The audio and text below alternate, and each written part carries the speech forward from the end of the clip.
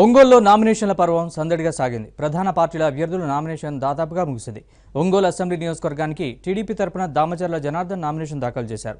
వల్లూరమ్మ దేవాలయంలో ప్రత్యేక పూజలు నిర్వహించిన దామచర్ల స్థానిక నాయకులతో కలిసి నామినేషన్ కేంద్రానికి వచ్చారు.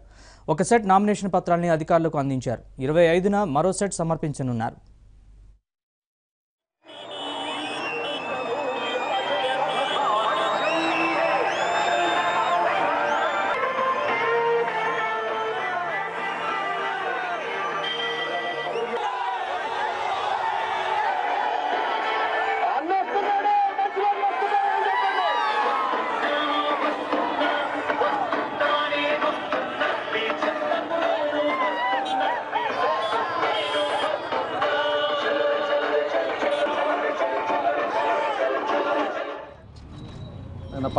పార్లమెంట్ కూడా సిద్ధారామరావు గారిది, తర్వాత ఇవాళ నాది, అదేవిధంగా కొండైపుది కూడా ఇప్పుడు 1:48 కొండైపు కూడా జరుగుతూ ఉంది.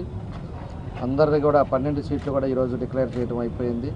అందరూ కూడా నామినేషన్లు అందరూ కూడా వేస్తూ ఉన్నారు. ఒక నమ్మకం మీద, ఒక ధీమా మీద ఈరోజు అందరూ కూడా ఒక సంతోషమైన వాతావరణంలో ఈరోజు నామినేషన్లన్నీ కూడా ప్రక్రియ జరుగుతూ ఉంది. కాబట్టి ఏదైనా ప్రజల్లో మేము ఎన్నికల ప్రచారానికి పోయినప్పుడు కూడా ప్రజల్లో ఒక మంచి విశ్వాసం, ఒక సంతోషంతో వాళ్ళంతా స్వాగతం పలికే తీరును చూస్తే ఎంతో సాటిస్ఫాక్షన్గా ఈరోజు పబ్లిక్ అంతా కూడా ఉన్నారు.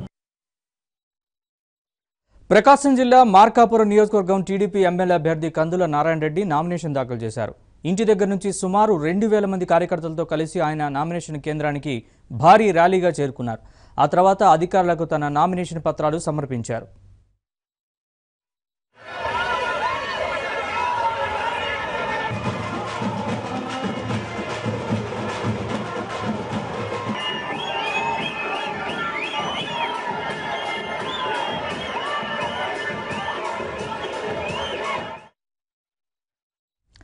ప్రకాశం జిల్లా గిద్దలూరు నియోజకవర్గ టీడీపీ అభ్యర్థి అశోక్ రెడ్డి నామినేషన్ దాఖలు చేశారు. కార్యకర్తలు, అభిమానుల మధ్య భారీ ర్యాలీగా వెళ్లిన అశోక్ రెడ్డి అధికారులకు నామినేషన్ పత్రాలు అందించారు. టీడీపీ చేపట్టిన అభివృద్ధి, సంక్షేమ పథకాలే తిరిగి పార్టీని అధికారంలోకి తీసుకొస్తాయని అశోక్ రెడ్డి ధీమా వ్యక్తం చేశారు.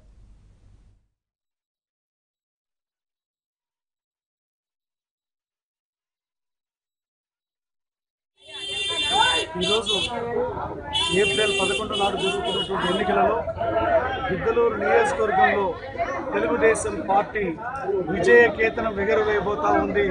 దానికి నిదర్శనం ఈరోజు నామినేషన్కు పెద్ద ఎత్తున మా నియోజకవర్గ వ్యాప్తంగా తరలి వచ్చినటువంటి తెలుగుదేశం పార్టీ నాయకులు, కార్యకర్తలు, అభిమానుల యొక్క జనసందోహాన్ని చూస్తే గెలుపు ఖాయమనేటువంటిది సందర్భంగా నేను తెలియజేస్తా ఉన్నాను.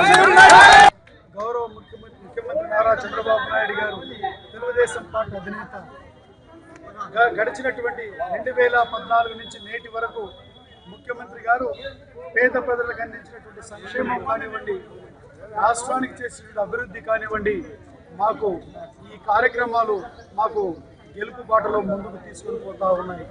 ఒకవైపు 2000 రూపాయల పెన్షన్, రెండవ వైపు పసుపు కుంకుమ కార్యక్రమం ద్వారా 10,000 రూపాయలు ఒకసారి ఇచ్చారు.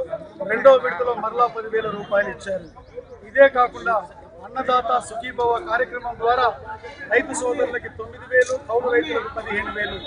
ఇదే కాదు, ఈరోజు ఆటో డ్రైవర్లకు కావచ్చు, లేక ట్రాక్టర్ యజమానులకు కావచ్చు పన్ను రద్దు కార్యక్రమం కానివ్వండి, లేకపోతే ఎన్నో సంక్షేమ కార్యక్రమాలు ముఖ్యమంత్రి గారు ప్రవేశపెట్టిన కార్యక్రమాలు ఈరోజు మమ్మల్ని గెలుపు దిశలో తెలుగుదేశం పార్టీని విజయ దుందుబిదిగా ముందుకు రాష్ట్రంలో తీసుకుపోతుంది. ఖచ్చితంగా నియోజకవర్గంలో తెలుగుదేశం పార్టీ విజయకేతనం ఎగురవేయబోతా ఉంది. అలాగే రాష్ట్రంలో కూడా తెలుగుదేశం ప్రభుత్వం తిరిగి ఏర్పడుతుంది. అలాగే గౌరవ ముఖ్యమంత్రి నారా చంద్రబాబు నాయుడు గారు రాష్ట్ర ప్రజల యొక్క ఆకాంక్ష మేరకు మరలా తిరిగి ముఖ్యమంత్రి కాబోతున్నారనేటువంటి విషయాన్ని స్పష్టంగా తెలియజేస్తూ నేను సెలవు తీసుకున్నాను.